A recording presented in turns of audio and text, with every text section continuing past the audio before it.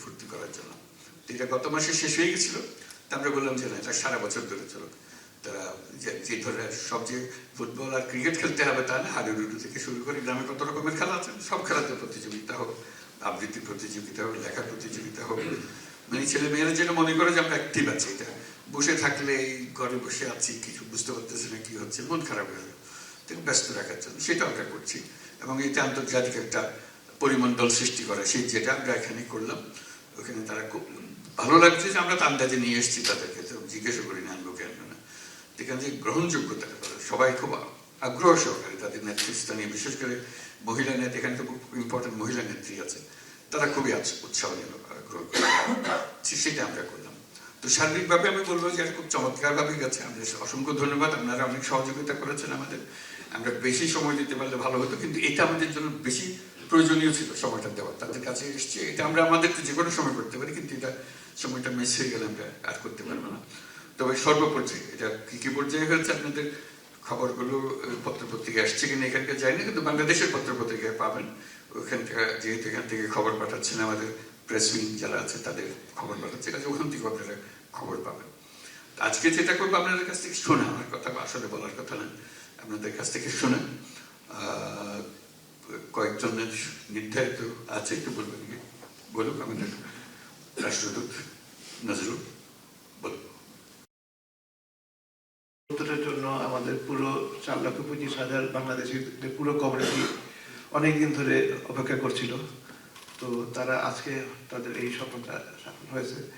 তারপরেও স্যার, তারা আপনার কাছ থেকে শুনতে চায় দিক নির্দেশনা। তারা তাদের জীবনের শ্রেষ্ঠ সময় কিন্তু প্রবাসে থেকে দেশের জন্য পরিবার, আমাদের যে আজকে যারা আছেন সোসাইটির বিভিন্ন স্টার্টার থেকে এসেছেন, তারা ব্যবসায়ী, তো সেই জন্য আমরা হয়তো এই করবো। আমাদের মেয়েরা থাকলে ভালো হতো, যদি ওরা অলিম্পিক নিয়ে ব্যস্ত আছে, ওরা ওদেরকে ঘোরাচ্ছে সব দেখা। বল স্যার, আর একটা কথা না বললেই না স্যার, আমি পৃথিবীর বিভিন্ন দেশে গেছি, আমাদের এই কমিউনিটি মতবিরোধ ছাড়া একটা মতবিরোধ আমরা সৃষ্টি করবো, মতবিরোধ। তো আমরা পররাষ্ট্র মন্ত্রণালয়ে আমরা বলি যে কমিউনিটি মানে হলো কম ইউনিটি। তো কিন্তু তারা দলমতের ঊর্ধ্বে থেকে, কিন্তু তারা এখানে একটা চমৎকার সৌহার্দ্যের সম্পর্ক, দল তো আছেই স্যার, স্থাপন করেছেন, কার্টিসি সবাই মেনটেন করেন। তো এটা লিমিট করে দিয়েছে। আমি স্যারকে, আমি হাবিবুর রহমান, 42 বছর আমি আমিরি দেওয়ান, আমাদের শেখ। ইনকাম ট্যাক্স বাংলাদেশে আমরা ফর যারা এক্সপার্ট, আমরা আবার আপনাকে ধন্যবাদ জানাচ্ছি। আমাদের সুনজরে দেখবেন রেমিটেন্স। আসসালামু আলাইকুম। Thank you. আসসালামু আলাইকুম। এটা বাংলাদেশের যোগাযোগটা মজবুত করা, শক্ত করা, এবং এর ভিত্তিতে বাংলাদেশের অর্থনীতিকে মজবুত করা। কাজে আপনাদের কি কি দরকার, কি কি বিষয়, সেগুলো আমাদের প্রতিনিয়ত শুনতে হবে, একবার না, প্রতিনিয়তভাবে শুনতে হবে যে কি হচ্ছে। যেহেতু করে আপনাদের রাস্তায় সহজ করে দিলে আমাদের জন্য জিনিসটা মঙ্গলজনক হবে। যেহেতু আপনারা যা করছেন, এটা আপনারা হয়তো আসার সময় মনে করেন না যে দেশের মঙ্গলের জন্য আসতেছেন, নিজের চাকরি বা নিজের ব্যবসার জন্য এসছেন, কিন্তু আপনারা বড় রকমের সহজতা করছেন। বিশেষ করে এই বিপদের দিনে আপনারা না দাঁড়াইলে বাংলাদেশ সোজা হয়ে দাঁড়াতে পারত না, আপনারাই তারে শক্ত করে রাখছেন। এই পর্যন্ত যে মজবুত হয়েছে, এই যে ফয়জুল একটা বলবে নাকি কি করছো তোমরা এই টাকা দিয়ে, এটা বলো যে কত পয়সা আদায় করে, যে দেনা শোধ করলে, দেনা শোধ করলে, এটা বুঝতে হবে তোদেরকে। খুব আপনারা জানেন যে অর্থনীতিকে একটা বিধ্বস্ত অবস্থায় রেখে দেওয়া হয়েছে। আমার শুধুমাত্র বিদ্যুৎ জ্বালানি খাতে মানে বকেয়া, মানে এলএনজির পাওনা, তারপরে তেলের পাওনা 3.2 বিলিয়ন ডলার ছিল। তো সেইটাকে এই আমরা মাত্র 8 মাসের সরকার, এই 8 মাসের সরকারে আমরা এটা 600 মিলিয়নে নিয়ে আসি। তো এইটা পরিশোধ করা সম্ভব আপনাদের সহায়তার জন্য আর কি। তারপরে এছাড়াও অন্যান্য বিভিন্ন কাজে আপনাদের এটা, তো ওই জন্য আপনাদের উপরে কিন্তু আমাদের অর্থনীতি নির্ভরশীল। জি জি, আমাদের রিজার্ভ বাড়ছে। তারপর আমরা যে বাইরে থেকে যে আমরা চাপ দিত IMF, তাদের সঙ্গে আমাদের যে কথাবার্তা বলার আমাদের একটা ইয়ে ফয়জল, বাড়ছে, শক্তি ফয়জল, শক্তি বাড়ছে। একটু মনে করে যে কাতারের কত পাওনা ছিল, আচ্ছা, যে আজকে যে কাতারে- গলা ফুট আচ্ছা, কাতারে এই যে বুক যেটা সম্পর্কে বললাম এখানে যে আসতে পেরেছে, তাদের প্রতিটি পাই আমরা পয়সা শোধ এই করে যে দেওয়া। কাতার থেকে আমরা এলএনজি কিনি লং টার্ম কন্ট্রাক্টে। তো 254 মিলিয়ন ডলার এরকম একটা পাওনা ছিল। তো আমরা স্যার যেহেতু আসবেন, স্যারের যাতে মুখ থাকে এবং ওদের সামনে যাতে আমরা আপনাদের পক্ষে ইয়ে হয়ে দাঁড়ায় থাকতে পারি, আমরা আশা এই যে গতকালকে আমরা সব টাকা পরিশোধ করে দিচ্ছি। এখন আর 1 টাকাও ইয়ে নাই। এবং আমাকে কাতারের যে ইয়ে মানে এনার্জি যে মিনিস্টার, সে সাদ আমাকে ইয়েতে হোয়াটসঅ্যাপে বলছে, ধন্যবাদ জানাইছে যে ওরা এটা এত তাড়াতাড়ি এটা আশা করে না, এটা আপনাদের সহায়তার জন্য এটা সম্ভব হয়েছে। আপনাদেরকে অসংখ্য ধন্যবাদ, জোরে হাততালি দেবেন। এবং কাতার এয়ারওয়েজেরও এক পাই পয়সা আমরা অপূর্ণ রাখি নাই। এটা আমাদের মস্ত করে শক্তি দিয়েছে এবং সেই শক্তির মূল হলেন আপনারা। আপনাদের এক একজনের টাকা বিশাল।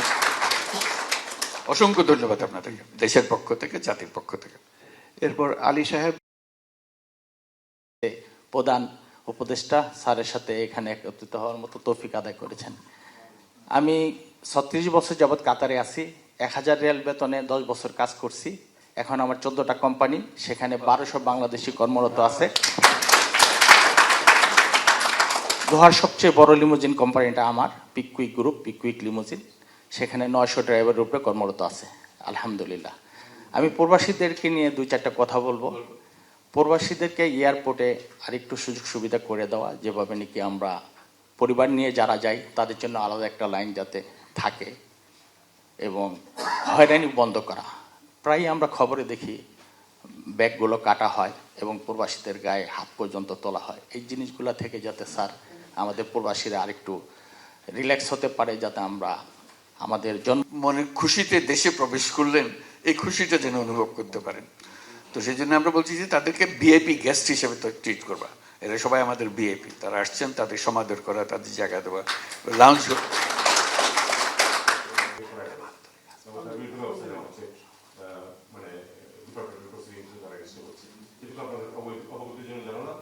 আর ইমিগ্রেশন কিন্তু আপনাদের আলাদা লাইন আছে এবং আমি দেখেছি মোটামুটি, কিন্তু আমি কয়েকদিন আগেও তো সাধারণ মানুষ ছিলাম, আমি কিন্তু ভিআইপি ব্যবহার করতাম না, আমি কিন্তু সাধারণ লাইন দিয়ে যেতাম, 5-7 মিনিট বেশি লাগতো পার, মানে ওই ইয়েটা পার করতে। মোটামুটি কিন্তু এখন ইমিগ্রেশন অনেকটা সহজ হয়ে আছে। তারপরে আপনাদের কখনো কোনো কমপ্লেন থাকলে অবশ্যই ফরেন মিনিস্ট্রিতে, এক্সপেক্টেড ফরেন মিনিস্ট্রি বলবেন। আমরা কিন্তু সংবেদনশীল আছি এখন, স্যার যেটা বলেছেন যে আমরা চেষ্টা করতেছি যতটুকু পারবো।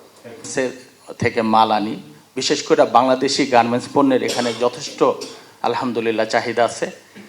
আমাদের পার্শ্ববর্তী দেশগুলো থেকে কার্গোতে মাল আনার ব্যাপারে প্রাইসটা অত্যন্ত কম।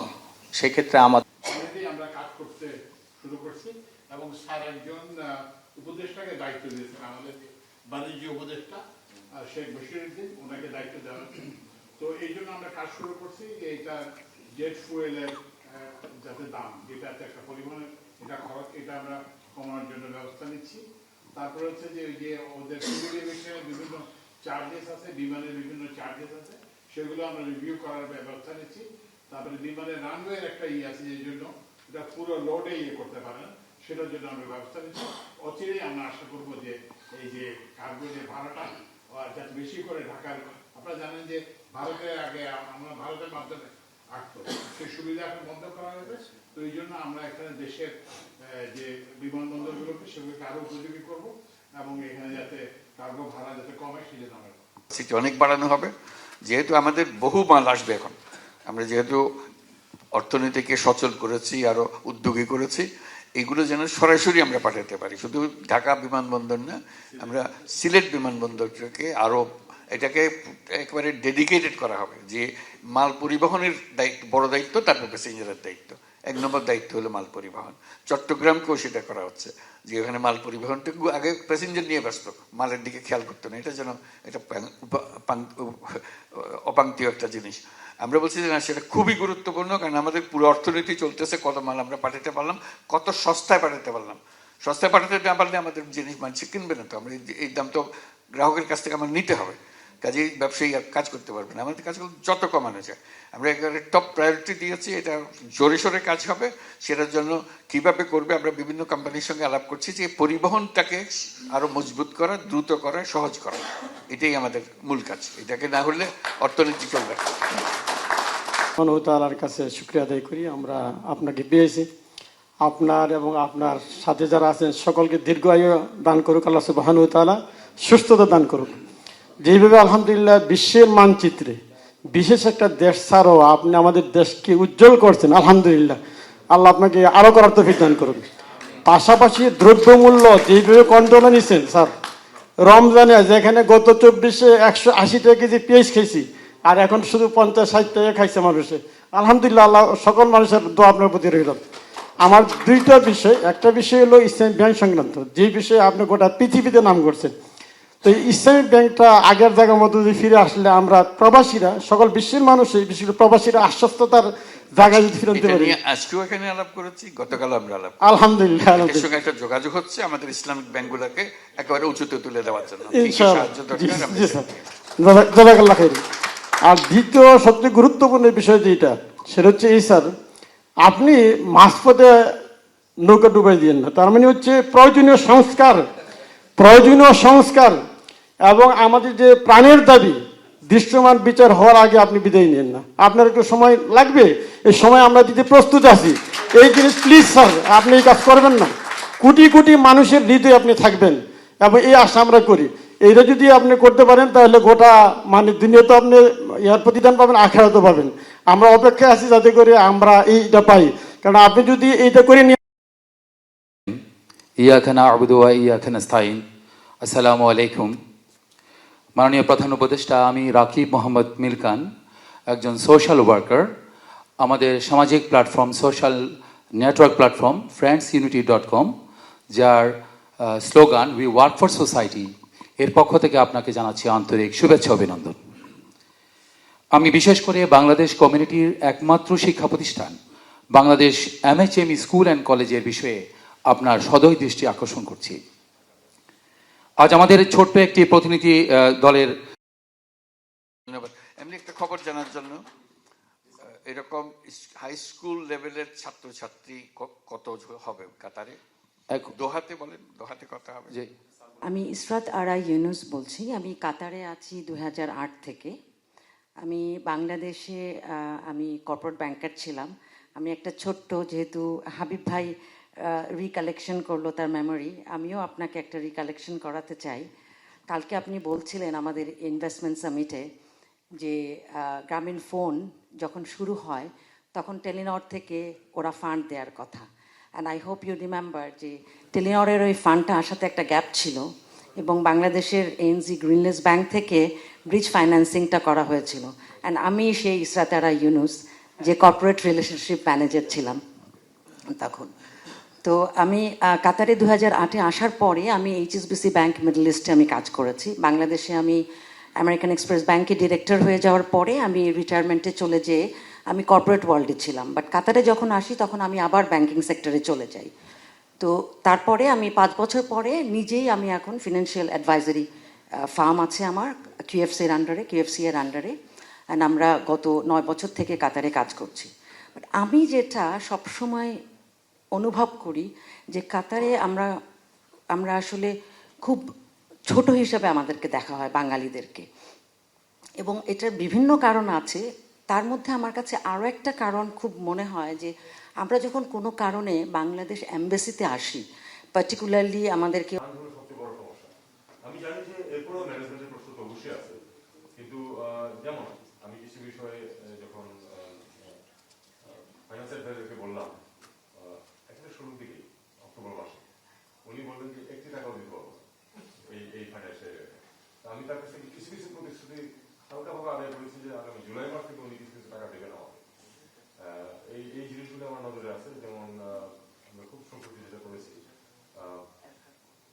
ওমানে আমাদের বিল্ডিং যেটা আছে এই আকারের আরেকটা বিল্ডিং দিচ্ছি আমরা, কারণ আমরা দেখতে পাচ্ছি যে আমাদের বিশাল ওখানে 8 লক্ষ মানুষ আছে, তাদেরকে সার্ভিস দেওয়ার জন্য একেবারেই অপ্রতুল। মানে তারা এই প্রচন্ড গরমের মধ্যে রাস্তা থেকে যেতে হয় ঘন্টার পর ঘন্টা। এটা যাতে করতে না হয় এই জন্য আমরা এটা করতেছি। আশা করি আগামী 1-2 সপ্তাহের মধ্যে আমরা এটা করতে পারবো ওখানকার জন্য। একইভাবে আমরা আসলে মধ্যপ্রাচ্যের এমনিতে স্যার একটা সিদ্ধান্ত সেক্রেটারি সাহেবের সাথে মিলে আমরা নিয়েছি সেটা, এবং সেই সাথে হোম মিনিস্ট্রিও, কারণ তাদেরও কিছু বিষয় আছে যে মধ্যপ্রাচ্যের প্রতিটি মিশনে আমরা রিসোর্স বাড়ানোর চেষ্টা করবো, কারণ এখানে অনেক মানুষ এবং তা আমাদের রেভিনিউ একটা বড় অংশ এখান থেকে তারা প্রচন্ড সফর করছে আমাদের মিশনগুলোর সীমাবদ্ধতার কারণে। একটা বিষয় যেটা আমাদেরকে আমি অন্যান্য অথরিটিকে বলছি যে আমাদের গত 10 বছরের দিকে যদি আমরা তাকাই, আমাদের মানুষের সংখ্যা অনেক অনেক বেড়েছে, অথচ সে তুলনায় কিন্তু সার্ভিস প্রোভাইড করার মতো যে জনশক্তি আমরা সেটা বাড়াতে পারিনি। কাজে এটা এখন একটা মোটামুটি আমরা এগ্রি করেছি, শেষ পর্যায়ে আমরা স্যারের কাছে যাবো, কিন্তু তার আগে আমরা ফাইন্যান্স মিনিস্টারকে, ফাইন্যান্স অ্যাডভাইজারকে কনভিন্স করার আশা করি আমরা সফল হবো। আসসালামু আলাইকুম স্যার। স্যার আমি ইঞ্জিনিয়ার আব্দুল্লাহ আল মুরাদ। আমি বাংলাদেশ থেকে আপনার 2018 সালে এসেছি। এখানে আমার একটা It's a governmental hospital here in Qatar. I just wanted to say that we have a very less number of doctors coming from Bangladesh here, maybe because of the requirements, but nevertheless, they do accept the post-graduation degrees of Bangladesh. If we could, encourage the doctors, I think we could bring in more doctors, and I think our doctors are, their standard is very good, so yeah. আসসালামু আলাইকুম sir. Sir আমি engineer Abdullah Al Murad. আমি বাংলাদেশ থেকে আপনার 2018 সালে এসেছি। এখানে আমার একটা সফটওয়্যার কোম্পানি ছিল WW এক্সপার্টস। বাংলাদেশের ল্যান্ড অটোমেশনটা পুরোপুরি আমার হাতে অটোমেট করা, যেটা বর্তমানে কপি করার চেষ্টা করছে। এখনো প্রায় 80% কাজ। পুরো বাংলাদেশের ল্যান্ডকে আপনি অটোমেট করে দিতে পারেন ইফ ইউ আর, আমাকে যদি সুযোগ দেন স্যার। Thank you. আপনার কথাগুলো শুনতে চাচ্ছিলাম, কারণ আমরা লাইন করতে চাচ্ছি। জি স্যার। এটাই সেই জগৎ। আমরা অলরেডি অ্যানাউন্স করেছি। আমরা প্রস্তুতিটা আপনাকে বলি, প্রস্তুতি যেটা হচ্ছে সেটা হলো আমাদের এক ধরনের কতগুলো কিয়স্ক জাতীয় হবে, এটা প্রাইভেট সেক্টর কিয়স্ক আমরা তৈরি করে দেবো, সাহায্য করবো কিয়স্কগুলো তৈরি করার জন্য, এবং যাদেরকে তারা এমপ্লয় করবে কিয়স্কে তাদেরকে ট্রেনিং দিয়ে দেবো সরকারের পক্ষ থেকে। এটার নাম হলো নাগরিক সেবা কেন্দ্র।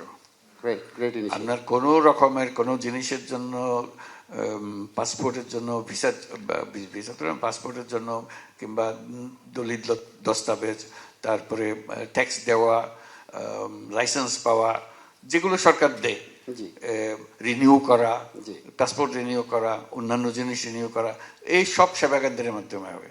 এখানে যাবেন, আপনি বলবেন, যারা করে দেবে আপনার সঙ্গে। সরকারের চেহারা দেখার দরকার নেই, সরকার হলেও পলিসি করবে, ইত্যাদি করবে।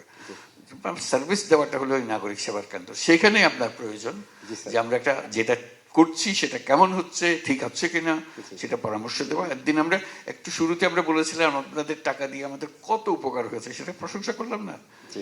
এটা একটা অংশ মাত্র। আপনাদের আরেকটা বিরাট কন্ট্রিবিউশন হলো বুদ্ধি এবং অভিজ্ঞতা। এটা আপনাদের কাছে আছে। এটা আমাদের, এটা রেমিটেন্স যেমন একটা সিস্টেম আছে, এসে যায়, আপনি টাকা দেন, আমরা টাকা পাই, ইত্যাদি ইত্যাদি। এটাতে কোনো সিস্টেম নেই। বুদ্ধি নিয়ে বসে আছে, প্রাণ জ্বলতেছে, কিন্তু কিছু করতে পারতেছে না, রাস্তাটা নাই। এই রাস্তা বাইর করার জন্য আমরা একটা অ্যাপ বাইর করতেছি। যারা প্রবাসী আছেন দুনিয়ার সব দেশে, তাদের জন্য যার যার জগতের একটা আলাদা অ্যাপের মধ্যে আপনি সমস্ত বর্ণনা দেবেন, আপনি কি করতে চান, কি করতেছেন, কি হলে ভালো হবে, পরামর্শ দিতে চান পরামর্শ দিতে পারেন, অথবা বলবেন এটা হলে আমি এটা করে দিতে পারবো, এটা আমার হাতে আছে, আপনারা বললে আমরা করে দেবো। আপনি আপনার কথাটাগুলো বলবেন। প্রত্যেক জায়গায় কতজন মানুষ আছে, কে কি করছে, সব কথা আপনি এখানে দিয়ে দেবেন। এটা আপনাদের উপরে, ফিল আপ করে আপনাদের উপরে। আমরা শুধু ক্ষোভগুলো বানিয়ে দেবো। ক্ষোভগুলো বানিয়ে দিলে এই জিনিস, যাতে করে আপনাদের সঙ্গে আমাদের কন্টিনিউয়াস ইন্টারাকশন হয়। আপনি যে লোকের সঙ্গে কথা বলতে চাচ্ছেন সেই লোকের সঙ্গে ওইখানে কানেক্টেড হয়ে যাবেন। এটা এই চিঠি লেখালেখি ইত্যাদির মধ্যে নেই, যোগাযোগ সঙ্গে হবে। এই যে বললাম, এটা তো আমরা করতেছি। এই সিস্টেমটা কিভাবে আরো উন্নত করা যায়, আপনার মাথায় যদি কোনো বুদ্ধি খেলে এটার জন্য আমাদেরকে লিখলে, আমরা যারা এগুলো ডিজাইন করি তাদের বলে এটাও খেয়াল করো ওরা কি বলতেছে, এই জিনিসটা করা। কারণ আপনাদের বুদ্ধি ছাড়া আমাদের তড়িৎ গতিতে অগ্রসর হওয়ার কোনো উপায় নেই। কারণ আপনাদের কাছে সমস্ত বুদ্ধি, যেহেতু আমরা বৃহত্তর জগতে কাজ করি, আমরা ছোট্ট জগতের ভেতরে আছি এবং এই ছোট্ট জগতের মধ্যে খেলা যা কিছু করছে, কিন্তু আপনাদের সরলাটা পরামর্শটা পেলে তখন এটা বিশাল জিনিস হয়ে যেতে পারে। এটা আন্তর্জাতিক পর্যায়ের হতে পারে, মানুষ কপি করতে পারে, যে ওরা করেছে, বাংলাদেশে করেছে, এটাই সবচেয়ে ভালো হয়েছে। বলেন বলেন এখানের ই গভর্নমেন্ট যেটা আছে, এখানে গভর্নমেন্ট সার্ভিসের প্রত্যেকটা বিষয়, যেমন ধরেন ল্যান্ড রেকর্ডের কথা যদি আমি বলি, মোবাইল অ্যাপসে সব কিছু দিয়ে দেওয়া যায়। যেটা আপনি অলরেডি কিছুদিন আগে ডিক্লেয়ার করেছেন। সেটাই হ্যাঁ, করছি। আমি একটা হলো ডিক্লেয়ার করা, একটা বিসমিল্লাহির রহমানির রহিম। আসসালামু আলাইকুম ওয়া রাহমাতুল্লাহি ওয়া বারাকাতুহু।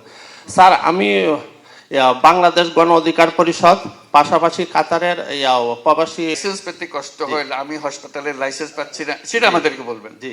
উদ্যোগ আপনাদের জমি আছে, আপনার ডাক্তার আছে, আপনারা আপনাদের তো করবেন, এটা আমার কাছে কি চাই না, আমরা চাচ্ছিলাম স্যার আপনি যদি একটি জমিন যদি বরাদ্দ জমি দেন সব তাহলে আমরা সকল প্রবাসীরা মিলে এই জমির জন্য আটকে থাকবেন, এটা কথা হলো। করার জন্য আমরা সকল প্রবাসীরা ওর জমি তো আপনারা কিনে ফেলেন, এই সরকারের আসলে তো অনেক হাত দেখতে পাচ্ছি, আসলে তো ওই সময় নেই। বসো শুধু- বসো বসো বসো বসো, ছবি তুলবো, এখানে বসবো আমরা, এখান থেকে ছবি হবে, এগুলো তৈরি হোক। যারা বাংলাদেশের ছবি এখানে চলে আসো, আমরা গিয়ে ওখানে বসবো, বসলে ছবি তুলে হবে। বল। বাংলার ইতিহাসে গত 90 বছরের মধ্যে আপনি একমাত্র গ্লোবাল সেলিব্রিটি, পৃথিবীর সবথেকে সম্মানজনক অ্যাওয়ার্ড নোবেল বলেন না, এগুলো সবাই জানে। আমেরিকা